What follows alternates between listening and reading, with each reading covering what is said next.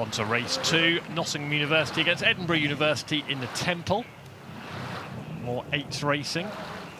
Just a little bit of fine drizzle falling. That's not going to affect the performances, I don't think, is it, Sarah? They don't mind the rain too much, just gentle rain. I would imagine actually most athletes prefer it to the heat. It's a way, it just keeps you cool, you don't really notice it. You don't actually get wet unless you get splashed by one of your crew members in a rowing boat, unless it's sort of slightly damp. So quite nice to have that cooling rain. And Edinburgh University, look at that, we talked about them yesterday as well, and you can see that they've got off out this start really, really well. They've got onto their feet. What I'm really liking to see that these experienced men, and they're not a small crew, they look like they're very strong athletes, but they really are nicely on their feet and managing their hull. You can see it just moving underneath them then, and that is making them move away from the opposition. Really smooth from Edinburgh University, and that's a fast lead they've got there, isn't it? They've got into a commanding position very quickly at the start of this race, and they won't need to extend that lead any more than that. Now it's just about hanging on. They've got a long way to hang on, mind you.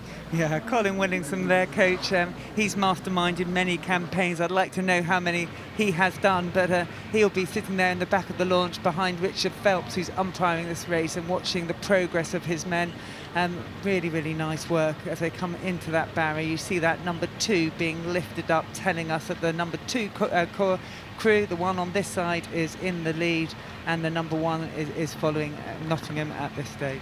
Yeah, so Edinburgh University in control, just watching their steering, because they are going slightly towards the middle of the course and now heading back onto their station, onto the buck side of the water. Now, if you're an 8 and you get an early lead in the race, is that more likely to be maintained than a smaller boat?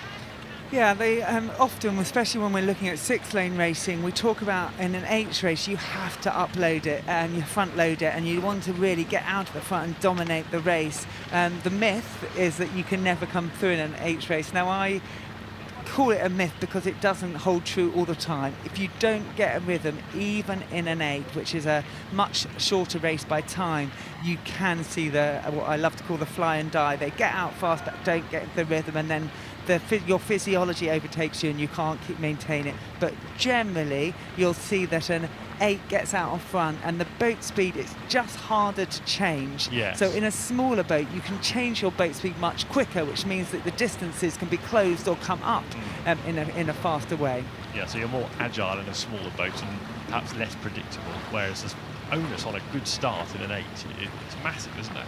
Yeah, and you can imagine how much weight. The shell itself, it weighs 98 kilos with the riggers on it, so when no one's in it, you've got a 98 kilo bit of equipment to start moving, and then you can imagine with each athlete how much weight you're actually having to get moving. And of course, there's a huge amount of power behind that weight, but if you're not managing your power at that point, you then end up kicking the boat back. And I was sitting on the start yesterday looking at, and I was really watching the crews, one, to make sure there was no false start, Tim, but also watching how they did manage that first stroke, how connected and how much they were moving against their shell rather than kicking it back, actually back towards the state boats in the wrong direction.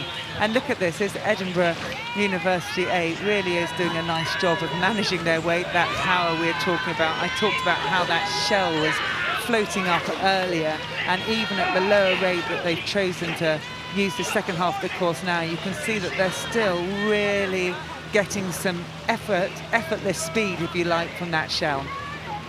It's quite a scientific explanation you gave us there. I really enjoyed that, Sarah. Here's one for you, and this is a time to ask it, because we've got 2 university boats on the water, Edinburgh University bossing this race against Nottingham University.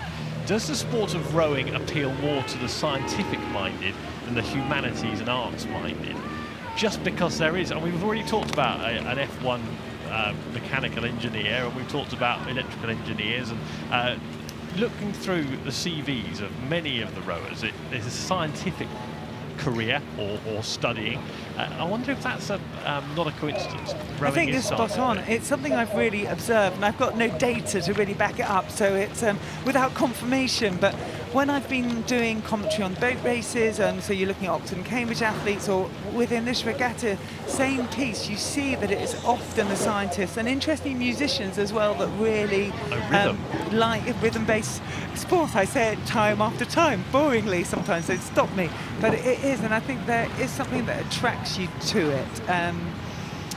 also the scientific mind can be really attracted to this discipline, I think, of rowing. Yeah, I mean, there's a lot of physics in it, there's a lot of stats in it, there's a lot of data compared to other sports. So I just wonder if maybe it's a more scientific-based sport and it appeals to the scientists more than some other sports. Who knows? But then maybe, you know, there's always the anomaly. Look at Dame Catherine Granger. You know, she's a humanitarian, a lawyer, looked at human behaviour, and perhaps our greatest rower. And actually what was interesting was when I rowed with Catherine, she really had feel of the boat.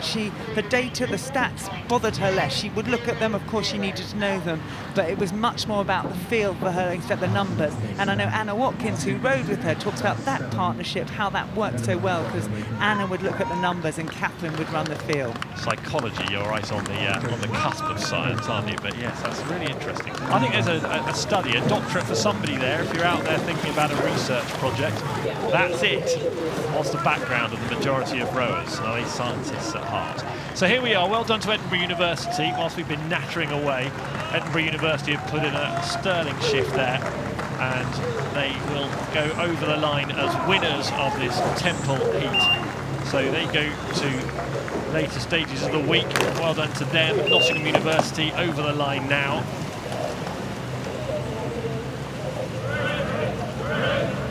Absolutely giving it everything, that Nottingham crew. Edinburgh sitting there giving the traditional 3 cheers that you expect at this regatta.